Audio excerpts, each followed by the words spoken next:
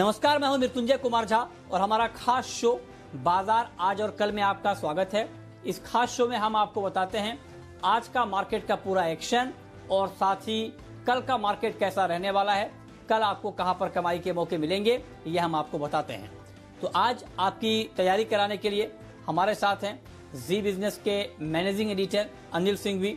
हमारे साथ एक खास मेहमान है प्रॉफिट मार्ट सिक्योरिटीज के अविनाश गोरक्षकर और साथ ही मेरी पूरी रिसर्च टीम तैनात है। आज के बाजार का एक्शन हम समझेंगे आशीष से और साथ ही मेटल शेयरों में एक्शन भी हमें आशीष बताएंगे, समझाएंगे।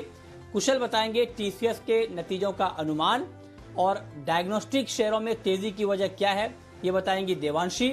और पूजा से जानेंगे कंज्यूमर गुड्स शेयरों में एक्शन क्यों। लेकिन सबसे पहले आपको बताते हैं कि आज पूरे दिन बाजार में किस तरह का कारोबार हुआ है। तो आज मार्केट उतार चढ़ाव के साथ ट्रेड करता रहा। हालांकि आखिरी घंटे में बाजार में तेज प्रॉफिट बुकिंग आई, मुनाफा वसूली आई और दिन की पूरी बढ़त गंवाकर निफ्टी करीब 100 अंक फिसला, लेकिन 10,700 के ऊपर बंद होने में कामयाब रहा। सेंसेक्स 341 अंकों की कमजोरी के साथ 36,350 के नीचे बंद हुआ। बैंक निफ्टी भी आखिरी घंटे में तेज मुनाफा वसूली का शिकार हुआ और दिन के निचले स्तरों पर जाकर बंद हुआ। और अब आपको बताते हैं कि आज के मार्केट में विदेशी निवेशकों ने और घरेलू निवेशकों ने कितनी खरीदारी या बिकवाली की है। तो एफआईआईज यानी विदेशी संस्थागत निवेशकों ने कैश मार्केट में 995 करोड़ रुपए की बिकवाली की है। वहीं डीआईआईज यानी घरेलू संस्थागत निवेशकों ने 853 करोड़ रुपए की बिकवाली की है।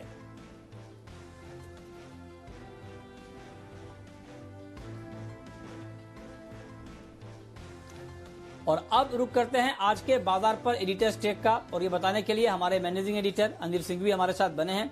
अनिल जी, बहुत स्वागत है आपका कार्यक्रम में। आज बाजार गिर गए, निफ्टी करीब 100 पॉइंट तक टूट गया। इस गिरावट की वजह क्या है और आज के कारोबार पर आपकी राय क्या है?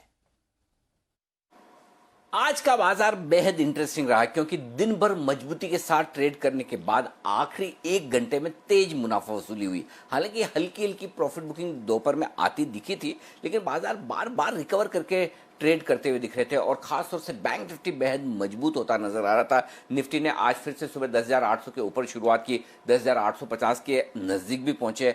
बैंक निफ्टी तो 23,000 के पार भी निकला, टिका भी, लेकिन फिर जो प्रॉफिट बुकिंग आई वो बड़ी तेज आई और उसकी कोई खास वजह नहीं थी। आज की गिरावट को प्योरली आप प्रॉफिट बुकिंग कह सकते हैं। और ऐसा मैं क्यों कह रहा हूं, क्योंकि देखिए पिछले 5 सेशन में निफ्टी 400-500 पॉइंट नॉन स्टॉप भागा है, ठीक है। बैंक निफ्टी लगभग 2,000 पॉइंट की तेज दौड़ लगाता हुआ नजर आया निचले स्तरों से। तो इसका मतलब क्लियर कट है कि इतना भागने के बाद थोड़ी प्रॉफिट बुकिंग तो आएगी। और मैं ये भी कहूंगा कि कल की एक्सपायरी का भी इसमें कोई खास योगदान नहीं है। हाँ, डेटा जरूर आपको ये सजेस्ट कर रहे हैं कि बाजार कुछ अहम लेवल के नजदीक पहुंचा, जैसे कि 10,800, जहां पर कल एक्सपायर होने वाली सीरीज में हाईएस्ट ओपन इंटरेस्ट है, तो वहां रुकना ही पड़ेगा। 23,000 बैंक निफ्टी पर कॉल ऑप्शन में वहां पर हाईएस्ट ओपन इंटरेस्ट है, तो वहां पर प्रॉफिट बुकिंग आनी। तो वायदा कारोबार के डेटा ये बताने की ये रुकावट के लिए लेवल है, तेजी हो गई अच्छी खासी और एक प्रॉफिट बुकिंग। ऐसा भी नहीं कि ग्लोबल मार्केट्स बहुत खराब है, सुस्त है। डाउ फ्यूचर्स मुश्किल से 50-60 पॉइंट नीचे थे, तो कोई बहुत बड़ी बात तो है नहीं। कल तो 200 पॉइंट नीचे होने के बावजूद हम इतना तेजी में आ गए। तो पॉइंट सिंपल है कि जो कुछ भी आज हुआ है वो प्योरली प्रॉफिट बुकिंग है। अब प्रॉफिट बुकिंग जो आई ना, बड़ी स्पीड से आई है, इसलिए एकदम ट्रेडर्स हक्के बक्के रह गए, हड़बड़ा गए। अरे ये क्या हुआ, दिन भर तो सब कुछ ठीक था, अचानक से आधे घंटे में ये क्या हो गया। तो ये तो होता है, मार्केट का ये गुण है, खासियत है कि बढ़ने में भी वो टाइम नहीं लगाता। देखिए कल बैंक निफ्टी कैसे 22,500 के पार निकलते 500-600 पॉइंट नॉन स्टॉप भाग गया, वैसे गिरने में भी वक्त नहीं लगाता। तो एक एग्रेसिव, तेज, फास्ट, अनएक्सपेक्टेड प्रॉफिट बुकिंग आई और दिन के लो पॉइंट के आसपास बाजार बंद हुए। फिर भी 22,500 के लेवल को बैंक निफ्टी ने होल्ड किया क्लोजिंग बेसिस पर। निफ्टी लगभग आप कह सकते हैं 10,700 के लेवल के आसपास बंद हुआ। तो खराब क्लोजिंग तो नहीं हुई है, ठीक ही है क्लोजिंग। तो बड़ी तेजी के बाद थोड़ा सा बाजार रुके हैं। अब देखते हैं कि आगे कल एक्सपायरी के दिन क्या एक्शन होता है, लेकिन अभी फिलहाल जो लेवल्स हैं वो साफ तौर पर यह बता रहे हैं कि ऊपर के लेवल पे प्रॉफिट बुकिंग आने के बाद बाजार हल्के हुए। अब आपको ये बताते हैं कि आज के मार्केट में जो एक्शन रहा है उसमें कौन कौन से ऐसे सेक्टर रहे हैं जहां पर हलचल रही है और किन खबरों के दम पर रही है। ये बताने के लिए हमारे सहयोगी आशीष चतुर्वेदी हमारे साथ मौजूद हैं। आशीष, बताइए।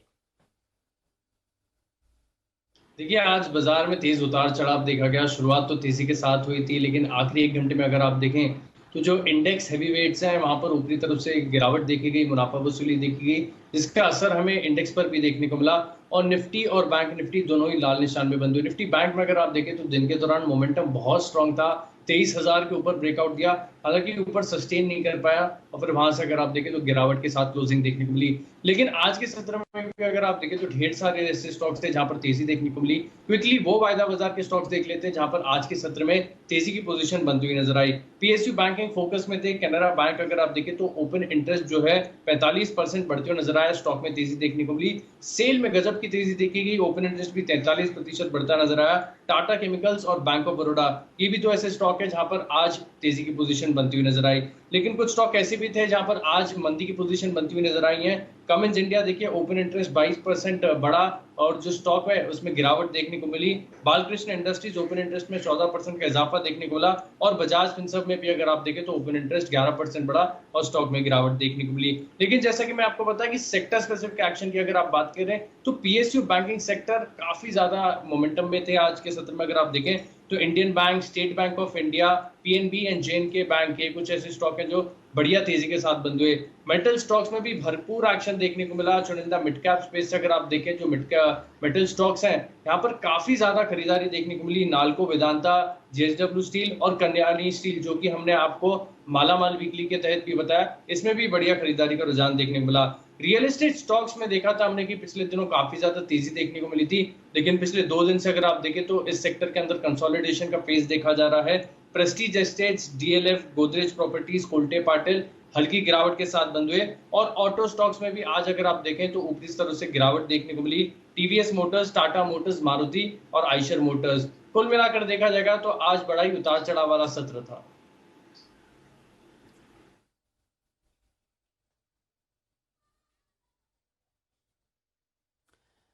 ठीक है, तो ये आशीष ने हमें समझाया कि आज किस तरह का एक्शन रहा है अलग अलग सेक्टर में। अब रुक करते हैं अपने खास मेहमान का और हमारे साथ हैं प्रॉफिट मार्ट सिक्योरिटीज के अविनाश गोरक्षकर जी।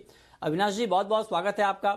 मेरा आपसे सवाल ये होगा कि जिस तरह का मार्केट आज हमने देखा कि आखिरी घंटे में बाजार में एक प्रॉफिट बुकिंग का दबाव बना, मुनाफा वसूली आई, ऐसे मार्केट में कल चूंकि वीकली एक्सपायरी भी है, तो पोजिशनल ट्रेड के लिहाज से आप मार्केट में कहां पर ट्रेड देख रहे हैं और कौन सा ट्रेड अभी पोजिशनली लेना चाहिए? मृत्युंजय, मुझे लग रहा है कि जैसे आशीष ने कहा कि पीएसयू बैंक्स काफी मोमेंटम में थे, हमको लग रहा है कि ये मोमेंटम आगे भी कंटिन्यू होगा और यहाँ पे हमको एसबीआई पसंद है। एसबीआई में अच्छा मोमेंटम आज भी देखने को मिला और हमको लग रहा है कि अगर कोई 8 या 10 दिन के लिए पोजीशन लेना चाहे तो ये लेवल से एक अच्छी रिस्क रिवॉर्ड बन सकती है। हमारे मानने से यहाँ पे करीबन 206 207 का टारगेट प्राइस आपको मिलेगा और यहाँ पे 183 का स्टॉप लॉस रखिए।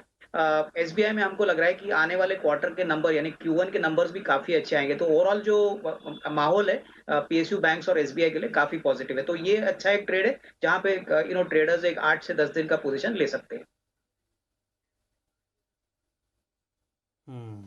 ठीक है, आगे बढ़ते हैं। अब बात करते हैं कॉपर शेयर की।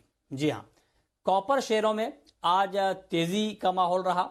आखिर क्यों कॉपर शेयरों की चमक बढ़ गई है, क्या वजह है इसकी और ये तेजी कितनी टिकाऊ है, ये डिटेल बताने के लिए आशीष हमारे साथ बने हुए हैं। आशीष, बताइए। देखिए, चिली जो कि एक वेस्टर्न साउथ अमेरिकन देश है, वहां पर कोरोना वायरस की जो दिक्कत है वो लगातार बढ़ती जा रही है।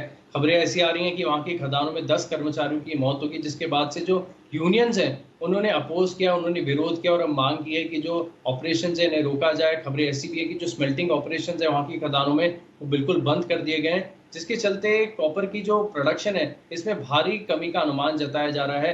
मैं आपको बता दूं कि ये जो देश है ये दुनिया का सबसे बड़ा कॉपर उत्पादक देश है। पूरी दुनिया में जितना कॉपर प्रोड्यूस होता है उसका 30% इन्हीं खदानों से आता है। इसके लिए वर्ल्ड सप्लाई के हिसाब से अगर आप देखें तो काफी ज्यादा सिग्निफिकेंट हो जाता है।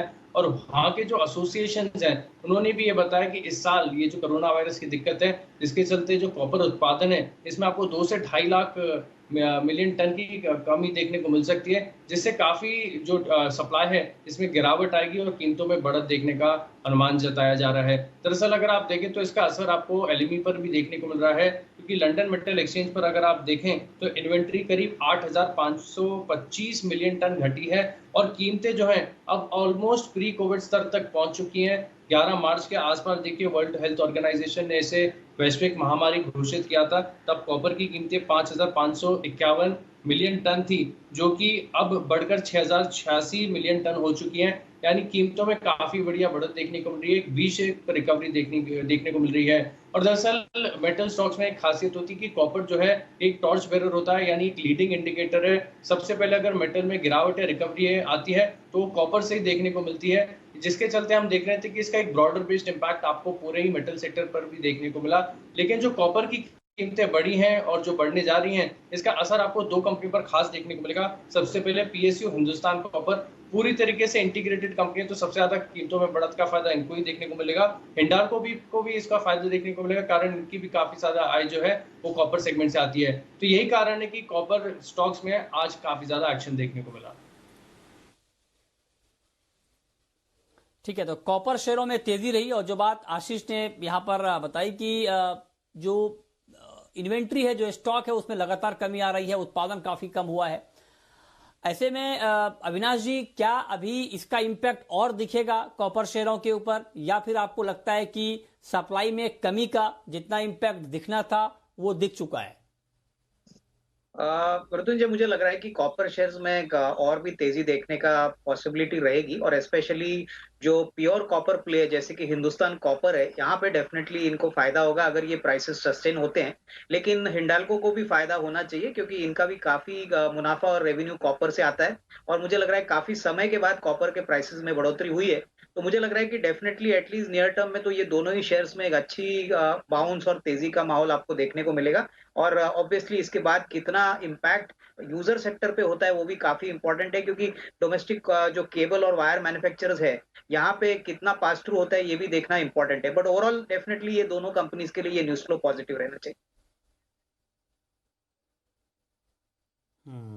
ठीक है, आगे बढ़ते हैं।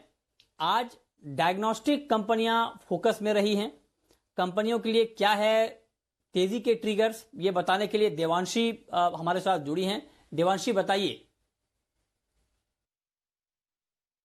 जी बिल्कुल, आज डायग्नोस्टिक कंपनीज पर पॉजिटिव एक्शन देखने मिला था, और इसकी वजह यह है कि अब मुंबई में कोरोना वायरस के जो टेस्ट होंगे वो थोड़े से आसान होते हुए दिखे हैं। बीएमसी का ये आदेश आया है कि बीएमसी के अंदर जितने भी इलाके हैं, या स्पेसिफिकली मुंबई में, आप अब कोरोना वायरस के जो टेस्ट हैं वो बिना डॉक्टर के प्रिस्क्रिप्शन के करवा पाएंगे। अगर आपको कोई सिम्टम्स नहीं भी हैं, लेकिन फिर भी अगर आपको टेस्ट करवाने हैं तो भी आप कोई भी लैब में जाके अपने कोरोना वायरस के टेस्ट करवा सकते हैं। अब जितने भी निजी लैब्स हैं, जितनी भी सरकारी लैब्स हैं, सबको ये आदेश दिया गया है कि वो बिना कोई प्रिस्क्रिप्शन के टेस्ट कर पाएंगे, और इसके लिए सारी लैब्स को मंजूरी मिल चुकी है। इसमें जो सरकार की तरफ से, महाराष्ट्र सरकार की तरफ से हमने देखा है कि निजी करीब 17 लैब्स हैं जिनको मंजूरी मिली है, और इसके अलावा कई ऐसी लैब्स हैं जो कि नॉन लिस्टेड हैं, इनको भी मंजूरी मिली है कोरोना टेस्ट करने की।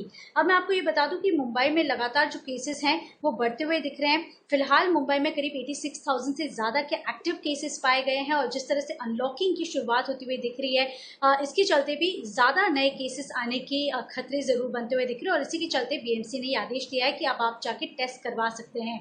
मैं आपको ये बता दूं कि फिलहाल महाराष्ट्र सरकार ने इन जो टेस्ट हैं इनकी कीमत के ऊपर एक सीमा लगा दी है, यानी कि कोई भी लैब अब 2500 रुपीज़ प्रति टेस्ट से ज़्यादा चार्ज नहीं कर पाएंगे। और साथ ही अगर आपको घर बैठे बैठे अपने टेस्ट करवाने हैं तो 2800 रुपीज़ का ये प्राइस कैप लगा हुआ है। इससे ज़्यादा कोई भी लैब आपको इस टेस्ट के ऊपर आपको चार्ज नहीं कर सकते। तो फिलहाल इस रेट्स पर आप अपने कोरोना के टेस्ट करवा सकते हैं। इसके अलावा आप देखिए कौन सी कंपनीज हैं जो कि आज एक्शन में बनती हुई दिखी थी। हम देख रहे हैं कि थायरोकेयर, डॉक्टर लाल, मेट्रोपोलिस, ये सारी लैब्स हैं जिनको मंजूरी मिली है कोरोना वायरस टेस्ट करने की, एंटीबॉडी टेस्ट करने की, और इसी के चलते ये आज पॉजिटिव रिएक्ट करती हुई दिखी है। लेकिन अगर ये सारी टेस्ट से क्या इनके रेवेन्यूज, मार्जिन्स, इसमें बहुत ज्यादा बढ़त होती हुई दिखेगी, तो इसका जवाब ना है, क्योंकि जिस तरह से प्राइस कैप लगी हुई है, पेंडेमिक है, तो इसके चलते आप देखिए जो टेस्ट कर रहे हैं इससे ज्यादा फायदा होता हुआ नहीं दिख रहा है ये सारी कंपनीज को।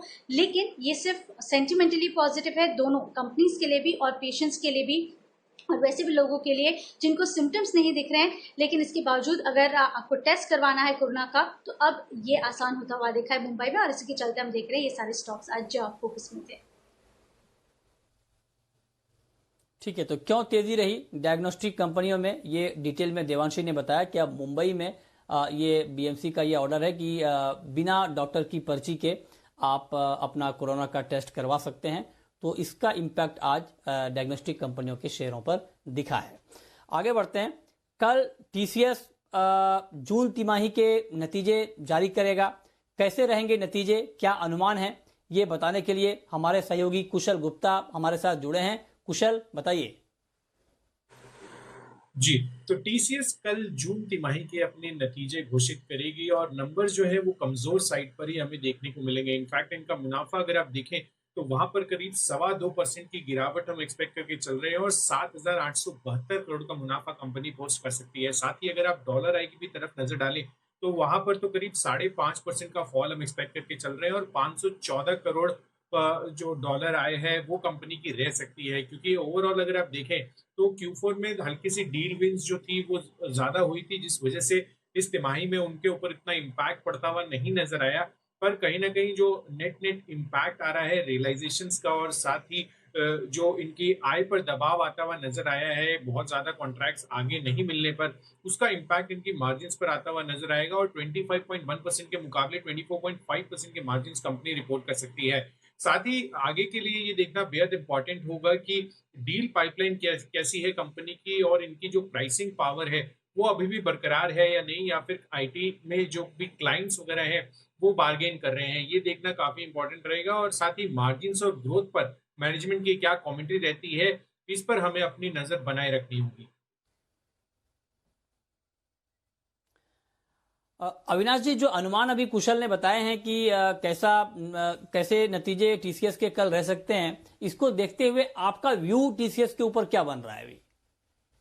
मृत्युंजय, मुझे लग रहा है कमजोर नंबर तो मार्केट एक्सपेक्ट कर ही रहा है, क्योंकि मैनेजमेंट ने चौथे तिमाही के रिजल्ट्स के बाद ऑलरेडी कहा था कि अगले 6 महीने काफी अनसर्टन रहेंगे।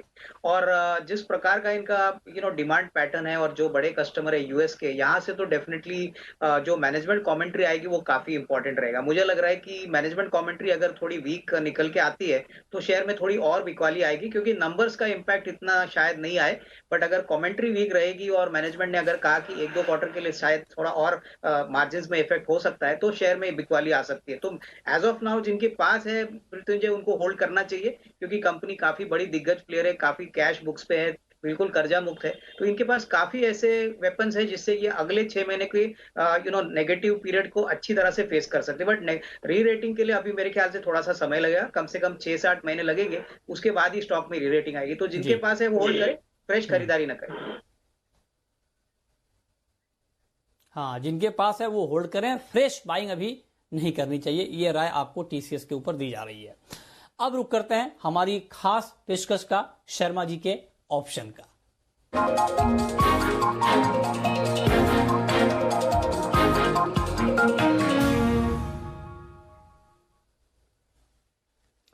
और हमारे साथ एचडीएफसी सिक्योरिटीज के वीके शर्मा जी जुड़ चुके हैं। सर, बहुत बहुत स्वागत है आपका। बताइए सर, कौन सा ऑप्शन आप बताएंगे जो कल दर्शकों को अच्छी कमाई कराएगा? नमस्ते मृत्युंजय, आपको और आपके सभी दर्शकों को मेरी और एचडीएफसी सिक्योरिटी की तरफ से बहुत बहुत नमस्कार। 2 ऑप्शन मैं दे रहा हूँ मृत्युंजय आज। एक तो ऑरबिंदो, तो यहाँ पे मैं सलाह दे रहा हूँ कि 820 का कॉल आप 30 रुपए पे लें, 24 रुपए का स्टॉप लॉस रखें और टारगेट 41 रुपए का। ये इसलिए कि आज अच्छे वॉल्यूम से ये बढ़ा है और अब ऐसे माहौल के अंदर जब बैंकिंग के अंदर थोड़ी प्रॉफिट टेकिंग आ रही है तो फार्मा का समय है, ये चल सकता है। दूसरा जो स्टॉक है कमोडिटीज में हिस्से में से है, उसका नाम है एनएमडीसी। तो ये कंपनी का मैं सलाह दे रहा हूँ कि 85 रुपए की स्ट्राइक प्राइस की कॉल आप खरीदें, 4 रुपए 6 पैसे, 4 रुपए 60 पैसे पे, स्टॉप लॉस रखें 3 रुपए का और टारगेट रहेगा आपका 7। तो दोनों ही स्टॉक्स मेरी तरफ से बहुत हो गया। नमस्ते।